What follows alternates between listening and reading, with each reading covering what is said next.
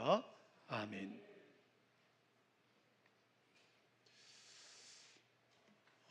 지난 주간에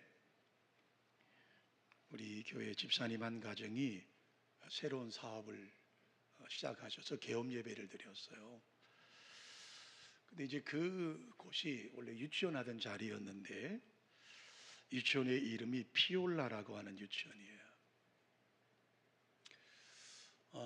제가 그 피올라라는 단어의 뜻을 잘 몰라서 사전을 찾아보고 깜짝 놀랐습니다.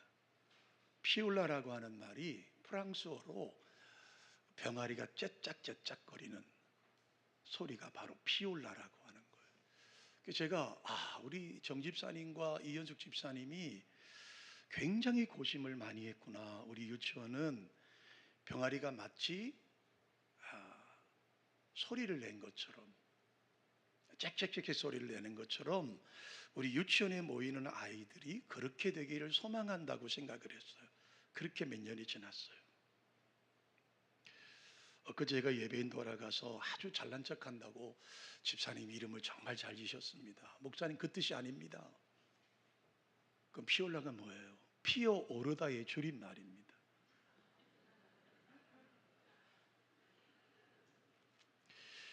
여러분, 설교자의 그 허무함을 여러분 아시겠어요?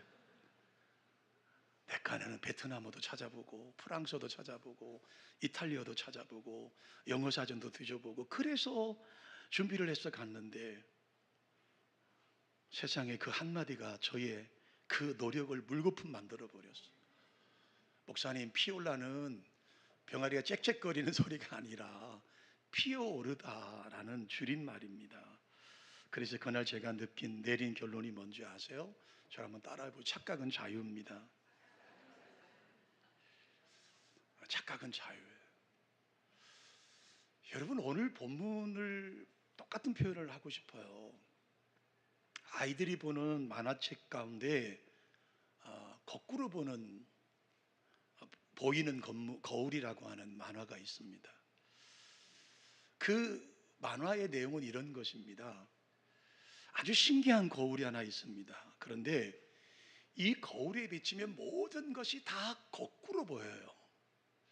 키가 큰 사람이 그 신비한 거울 앞에, 이상한 거울 앞에 서면 키가 아주 난장이처럼 보이고요. 키가 작은 사람이 그 거울 앞에 서면 훤칠한 사람으로 보이고요.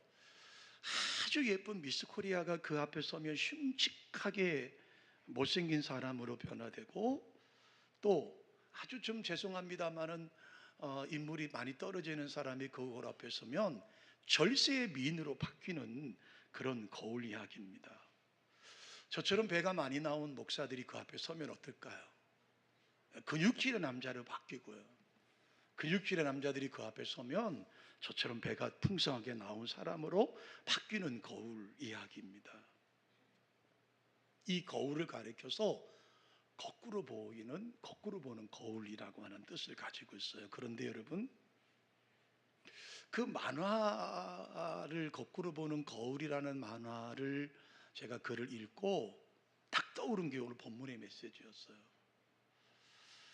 여러분, 묘하게도 성경을 보면 하나님의 거울과 사람의 거울이 거꾸로 보이는 거울이 우리 가운데 다가오는 것을 볼 수가 있어요. 자, 예수님께서 우리 가운데 진리를 말씀하실 때 늘 거꾸로 말씀하세요. 이걸 패러독스라고 말하죠. 무슨 말이냐면 역설적인 진리라고 하는 말씀입니다. 사람들의 거울, 일반적인 거울에 비춰보면 정말 나무랄 것이 없는 거울입니다. 사람입니다. 그런데 그런 일반적인 거울에 비춰진 나무랄 수 없는 이런 사람의 삶을 성경 예수 그리스도의 거울에 비춰보면 어떻습니까? 아주 하잘것없는 별로 대단치 않은 사람으로 우리 가운데 비춰지고 있더라고 하는 것이죠. 반대로 일반적인 거울에 비춰보면 내세울 것도 없고 별 볼 일 없고 뭐 하찮은 사람의 삶을 가지고 있는 사람의 모습이 그 거울에 비춰지는데, 근데 그 사람 하찮고 별 볼 일 없고 내세울 것 없는 사람의 삶을 하나님의 거울에 비춰보면 굉장한 사람으로, 하나님이 인정하는 사람으로, 하나님께서 대단한 사람으로 거울에 비춰지는 것을 볼 수가 있어요. 그렇다면 여러분, 사람의 거울이 중요할까요? 하나님의 거울이 중요할까요? 사람의 눈에 비치는 거울이 우리의 삶에 중요할까요? 아니면 여러분, 하나님의 거울에 비춰지는 우리의 모습이 중요할까요? 종교개혁자였던 마틴 루터는 늘 이런 말을 했습니다. 하나님의 어전이라는 말을 했어요. 하나님의 어전, 이 말은 하나님의 심판대 앞에서라는 말이거든요. 그러니까 우리는 매사에 우리의 삶을 하나님의 심판대 앞에서 나를 하나님이 어떻게 평가할까를 봐야 된다라고 하는 거예요. 이 마틴 루터가 말하는 하나님의 어전, 하나님 앞에서 내가 말하는 것, 내 행동하는 것을 하나님 앞에서, 하나님의 심판대 앞에서라고 하는 것을 강조한다면 오늘 우리의 삶은 하나님 앞에서 어떻게 우리가 평가받을 것인가를 보려고 합니다. 자, 오늘 본문을 통해서 우리 바리새인과 서기관들의 모습을 보면서 한번 생각해 보시기를 원합니다. 첫 번째로 본문에서 우리에게 보여주는 첫 번째 메시지는 뭐냐 하면, 내가 나를 작게 여길 때 하나님의 거울에서 나를 크다고 인정하신다라고 하는 거예요. 여러분, 본문에 바리새인들의 행위가 나와 있지 않습니까? 그들은 단연코 다른 사람들도 그렇지만 본인들이 스스로 나는 큰 자라고 자부하며 사는 사람들이었어요. 바리새인이 어떤 사람들입니까? 예수님 당시에, 예수님 시대의 바리새인들은 존경의 대상이었습니다. 가장 열심히 있는 종교 생활을 했던 사람들입니다. 가장 열심히 신앙생활하고 있는 종교 지도자들이었습니다. 성경에 능통한 사람들이었습니다. 율법을 철저하게 지키는 율법주의자들이었습니다. 어느 보나 누가 뭐라 보나 이 바리새인들은 경건한 사람들이었어요. 본인들도 그랬지만 다른 사람들 다 그렇게 인정을 했습니다. 그럼에도 불구하고 주님은요, 오늘 있잖아요, 13절 말씀부터 보면 주님이 굉장히 대노하셔가지고 화 있을진저 이 바리새인들이라고, 겉과 속이 다른 회칠한 무덤이라고 책망의 대상이 누구였습니까? 바리새인들이었어요. 심지어 주님은요, 그 당시에 가장 죄인이라고 인정받는 창녀들과 세리들보다도 더 악한 사람이라고 주님은 평가하셨어요. 그래서 주님은 그들에게 은혜 베푸시기를 거절하셨어요. 왜 그러셨을까요? 그들은 스스로가 자기를 너무 크게 보았기 때문입니다. 그들은 자기들이 제일이라고 생각을 했습니다. 자기들의 신앙이 제일이고 내 삶이 제일이고 내가 하나님을 가장 잘 섬기는 사람이라고 생각을 했습니다. 제일이라고 생각을 했습니다. 그래서 오늘 본문의 말씀에 보니까 나는 여러분과 달라라고 해서 자기들의 겉옷에 경문을 붙이고 다녔어요. 경문이라는 말은 무슨 말이냐면 율법이 기록된 그 종이에 기록된 것을 상자 안에 놓고 상자를 붙이는 거예요. 그러니까 그 상자를 자기의 겉옷에 두룩두룩 달고 다녔다는 거예요. 왜요? 나는 경건한 사람이기 때문에. 옷수를 크게 해서 사람들의 주목받기를 좋아했습니다. 잔치집이나 시장에 오교회 가면 항상 높은 자리에 앉았습니다. 상석에 앉았다는 말이에요. 시장과 거리에서는 문화를 받고 선생님 랍비라는 소리를 듣기를 원했습니다. 좋아했습니다. 왜요? 바리새인들은 자신이 크기 때문에, 거룩한 사람이기 때문이라고 말씀하셨어요. 그게 일반적인 거울에 비춰진 그들의 모습이에요. 일반적인 거울에 비친 자신의 모습이었습니다. 바리새인들은 자신들도 크다고 생각을 했고 이스라엘 백성들도 그를 존경했습니다. 그런데 그들이 하나님의 거울 앞에, 예수 그리스도 거울 앞에 서게 되었습니다. 웬걸이요, 그렇게 거룩하고 그렇게 크고 그렇게 성경에 능통한 그 바리새인들이 예수 그리스도의 거울 앞에 서보니 초라하기 그지없는 사람들이었어요. 자기들은 굉장히 큰 줄 알았습니다. 그런데 성경에 그리스도의, 예수의 거울 앞에 서게 되니, 하나님의 거울 앞에 서게 되니 그렇게 초라하기 그지없었어요. 성경의 예를 들어볼까요? 여러분, 다윗을 보십시오. 오늘 시편 23편 1절에 이렇게 말씀하고 있지 않습니까? 여호와는 나의 목자시니 내게 부족함이 없습니다.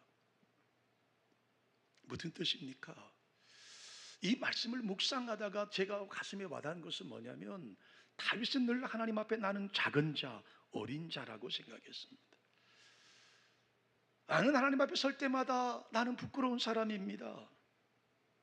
하나님 앞에 설 때마다 나는 나약한 사람입니다. 시편을 읽어보면 자신을 어떤 동물이 비교하느냐 하면 어린 양, 가장 무능하고 가장 힘없고 가장 돌봄의 대상이었던 어린 양과 자신을 대비해서 말씀하고 있는 것을 볼 수 있어요. 가장 나약하고 가장 돌봄이 필요한 그 어린 양이 바로 나라고 말씀하고 있습니다. 그래서 그는 고백하는 거예요. 여호와가 나의 목자시기 때문에 가장 어리고 나약한 어린 양 같은 내가 부족함이 없다고 고백할 수 있는 거예요. 여러분, 그가 정말 여러분 일반적인 세상의 거울에 비춰 보십시오.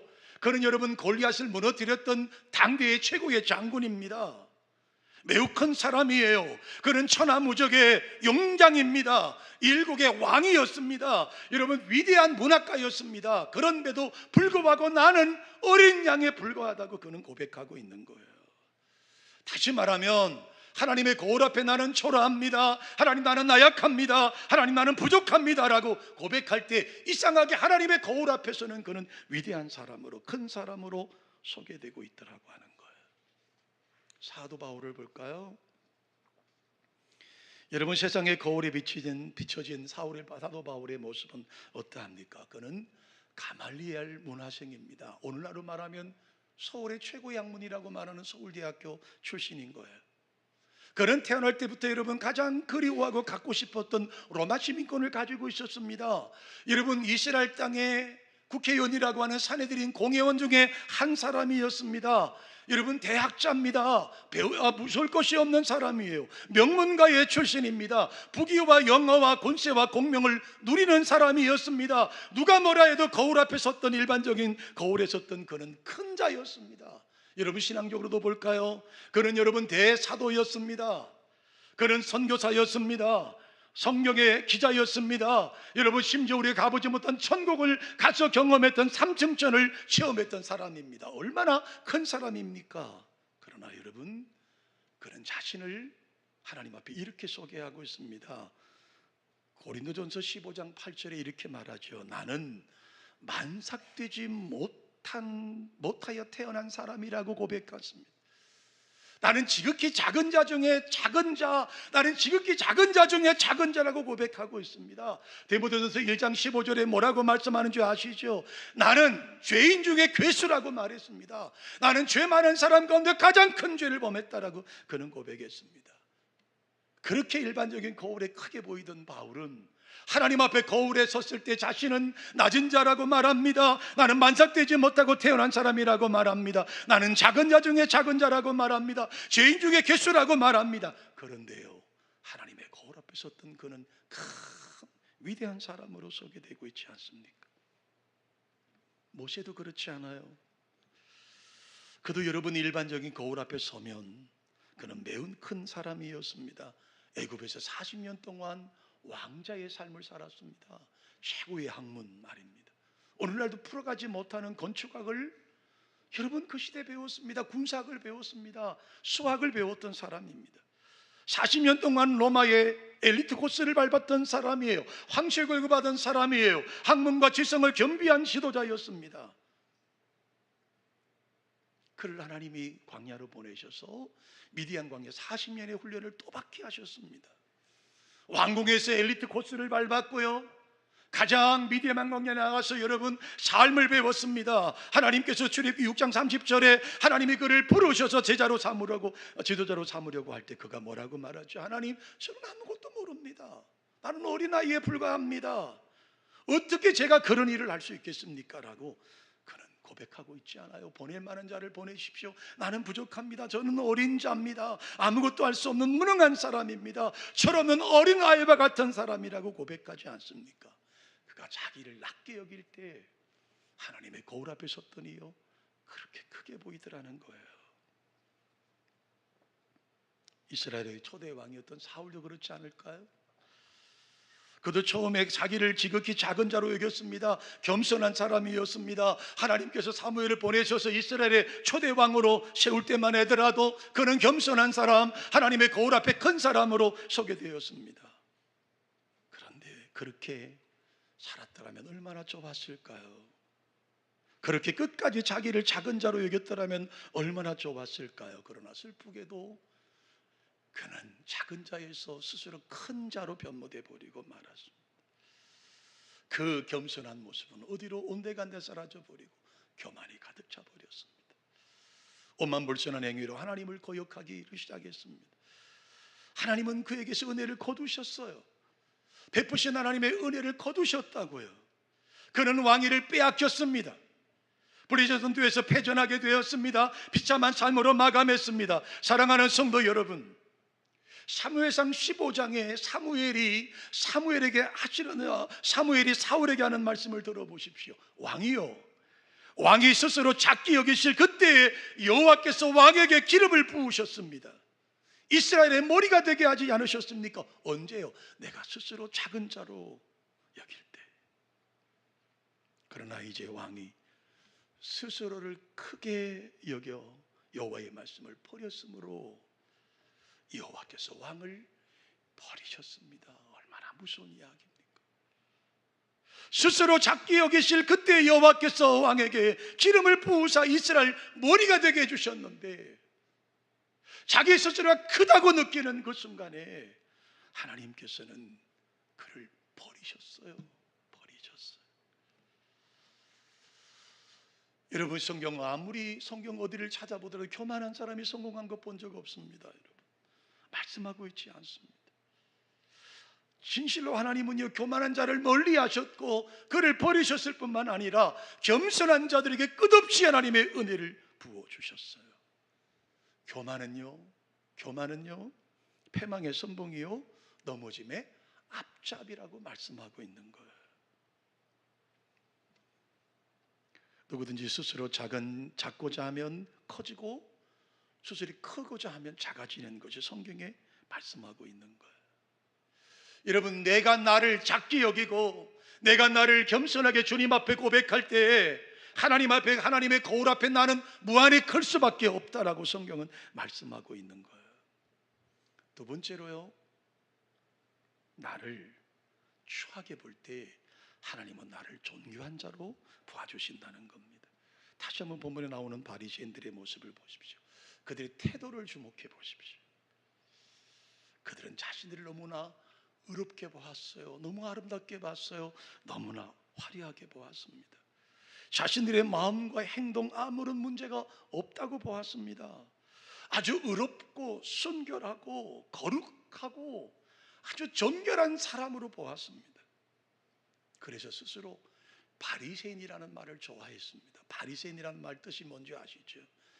구별된 사람들, 거룩하게 구별된 사람들. 나는 거룩하게 구별된 사람이야. 적어도 너희들과는 달라. 시장에서 만나는 사람들, 잔치집에 만나는 사람들에게 말합니다. 나는 너희들과 달라. 나는 바리새인이야. 나는 거룩하여 스스로 구별된 사람이야. 어떤 자리까지 갔느냐면, 내가 거룩하니 너희는 죄인이니 너희는 다 불결한 죄인으로 보았던 거예요. 그래서 상종도 하지 않습니다. 같은 동족 유대인임에도 불구하고 세리들과 창기들과는 밥도 같이 먹지 않았습니다. 대화도 하지 않았습니다. 사마리아 사람들은 이방인들의 피가 섞였다는 것 때문에 그들을 만나지도 않았고, 심지어 유대인들은 여러분 그 도시에 들어가지도 않았습니다.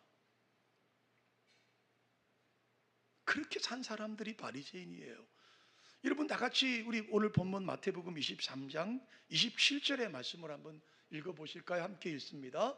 화 있을진저 외식하는 서기관들과 바리새인들이여, 휘칠한 무덤 같으니 겉으로는 아름답게 보이나 그 안에는 죽은 사람의 뼈와 모든 더러운 것이 어떻게 했다고요? 가득하더라고.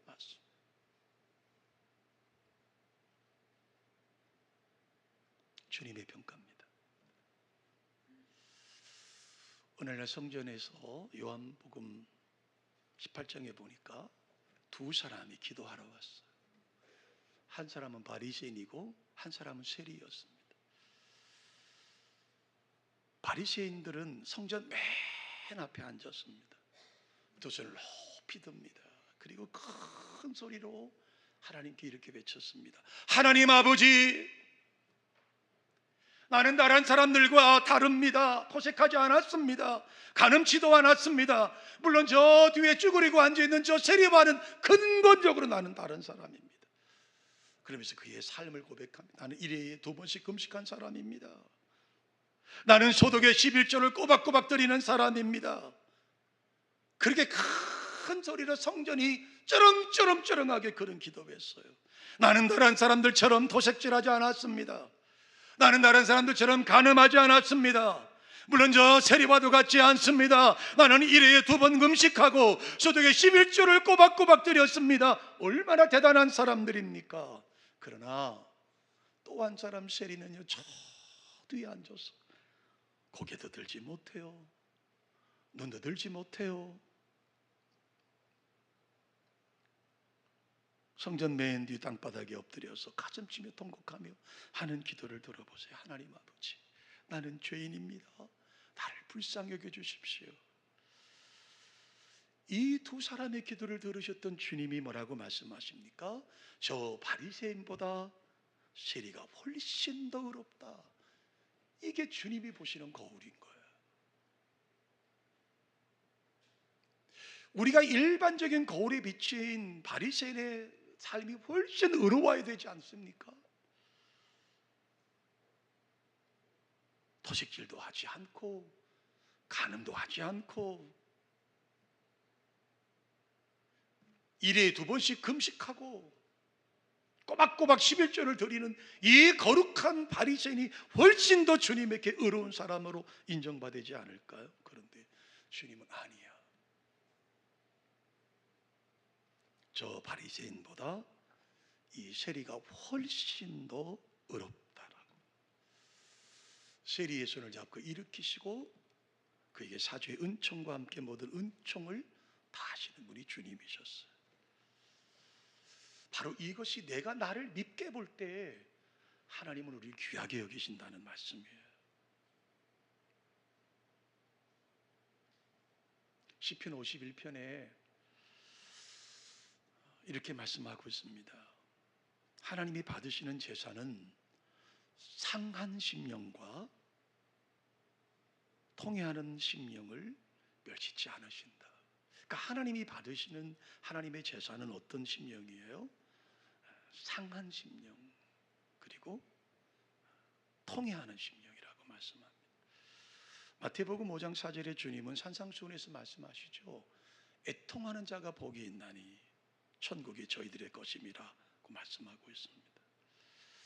여러분, 하나님의 눈에 아름다운 성도가 되는 은혜가 되시기를 주님의 이름으로 축원합니다. 세 번째로요,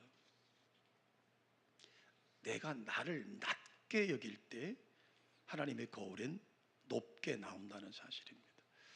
다시 본문에 여러분 바리새인의 태도를 주목해 보십시오. 그들은 자기를 얼마나 높이 보이는지 모릅니다. 자기들은 언제나 스승이고 지도자라고 생각을 했습니다. 다른 사람은 다 내가 가르치는 제자들이라고 생각을 했습니다. 자기들은 늘 언제나 대접을 받고 섬김을 받아야 할 자들이라고 생각했습니다. 다른 사람은 대접하는 사람이라고 생각을 했습니다. 그래서 여러분 언제나 잔치집에 가도 상석에 앉았어요. 여러분 시장에 가도 높은 자리에 앉았습니다. 여러분 시장에 나가서 사람들에게 인사받기를 좋아했습니다. 선생님, 랍비라는 소리 듣기를 좋아했습니다. 이게 결정적인 문제가 되지 않습니까? 그렇기 때문에 주님은 여러분 9절에 이렇게 책망하지, 8절에 책망하지 않습니까? 너희는 랍비라 칭함을 받지 말라, 선생 소리 듣는 것을 좋아하지 말라고 말씀하지 않습니까? 그러면서 주님이 뭐라고 말씀하십니까? 너희 중에 누구든지 크고자 하는 자는 너희를 섬기는 자가 되어야 하고, 너희 중에 누구든지 으뜸이 되려고자 하면 자기를 낮춰야 되는 자라고 말씀하고 있는 거예요. 내가 나를 낮출 때에 하나님은 우리를 높여주시는 거예요. 여러분의 삶은 바리새인의 삶일까요? 아니면 여러분, 예수님 앞에 참 제자의 삶을 살고 있으십니까? 우리의 모습을 하나님의 거울 앞에 비췄을 때 우리의 모습은 어떻게 보여지고 있을까요? 사랑하는 성도 여러분, 우리들의 신앙을 점검하셔야 합니다. 내 신앙을 정직하신 하나님 앞에 거울에 우리는 내놓아야 합니다. 그분의 평가를 받아야 합니다. 그분이 우리를 어떻게 말씀하신지를 들으셔야 합니다. 혹시 이게 홍 목사인 저에게 주님은 아니야, 너 바리새인이 돼버렸어, 너 서기관이 돼버렸어, 너 목회하더니 어느덧 네가 교만해져 건방을 떨고 있어, 너 성도들이 대접받는 것만 좋아하고 목사님 소리 듣는 것만 좋아하고 더 교만해졌어라고 평가하신다면 제가 이 교회를 개척하고 여기까지 섬겼던 모든 것은 다 부정당하는 겁니다. 두렵습니다. 무섭습니다.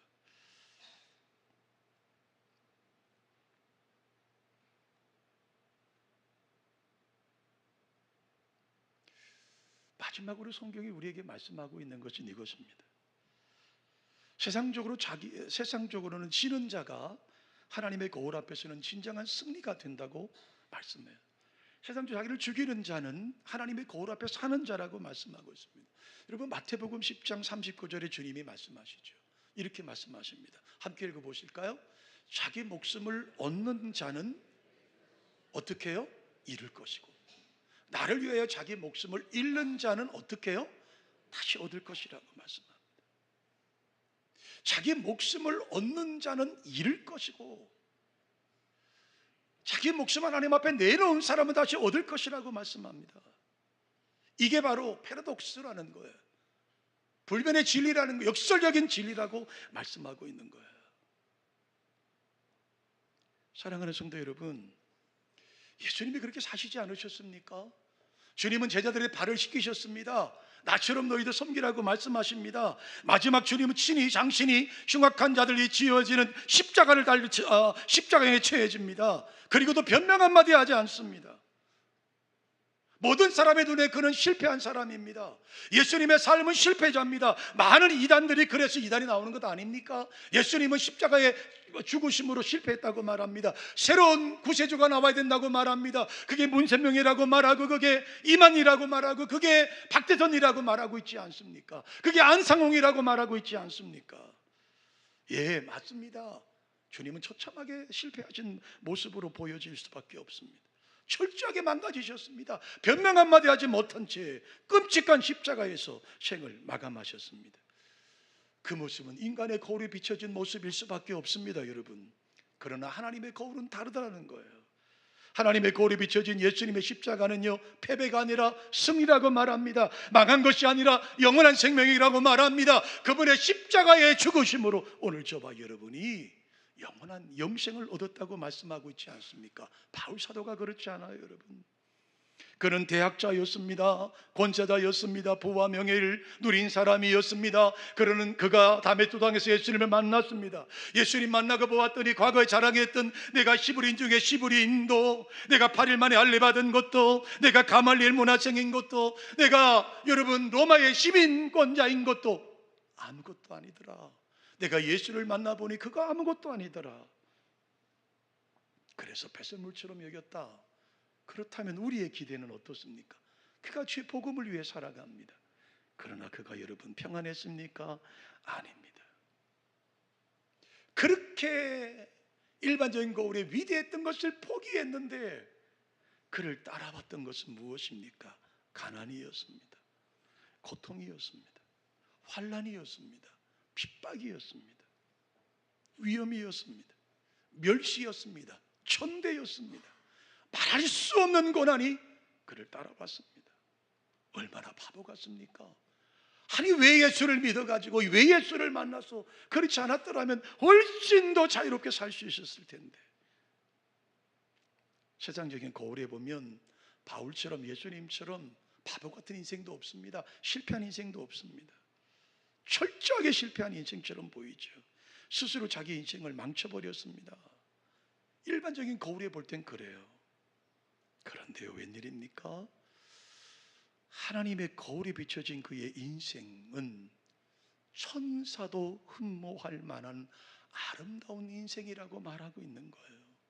그리고 마침내 그는 승리의 삶을 살았다고 선포하고 있는 거예요. 사랑하는 교우 여러분,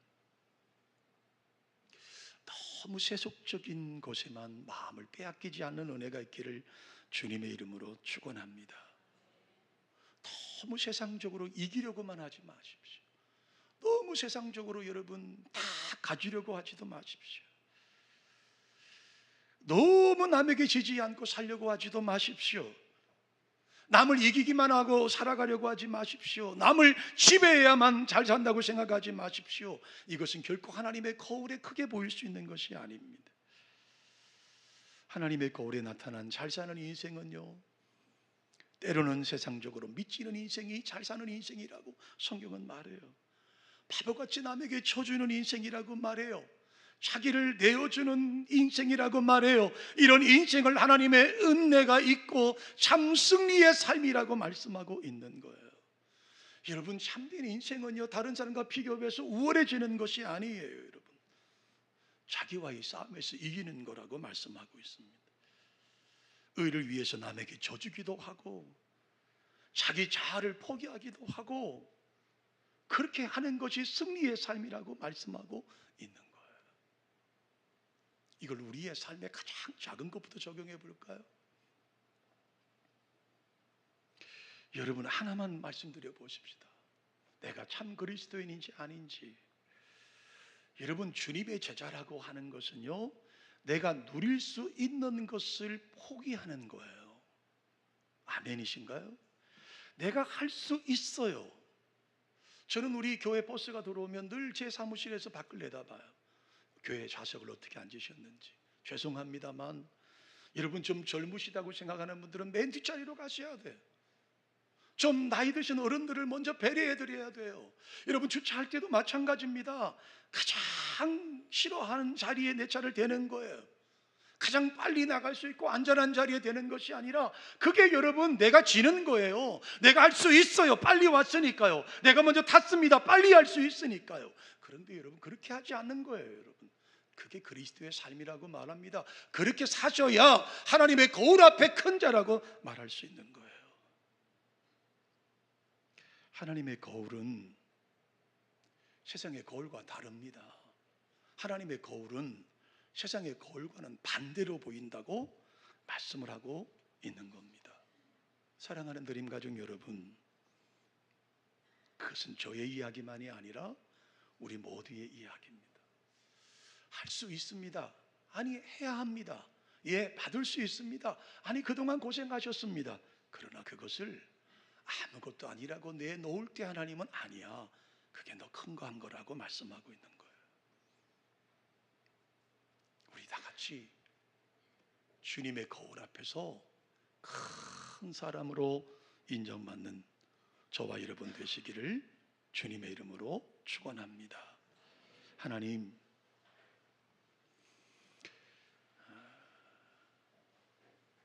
앞에서 이기려고 하지만 않겠습니다. 하나님 앞에서 바보같이 남에게 져줄 수 있는 성도가 되게 해주십시오. 자기를 내어주는 인생이 되었으면 좋겠습니다. 하나님의 거울에 비춰볼 때 큰 자로 인정받고 싶습니다. 이 땅의 사는 어간에도 그렇지만 우리의 생명이 끝나고 주님의 심판 앞에 섰을 때 착하고 충성된 종이라는 소리를 듣고 싶습니다. 그렇게 살 수 있는 우리 모두가 되어지기를 간절히 바라옵고 거룩하신 주 예수 그리스도의 이름으로 축복하며 기도합니다. 아멘, 아멘, 아멘.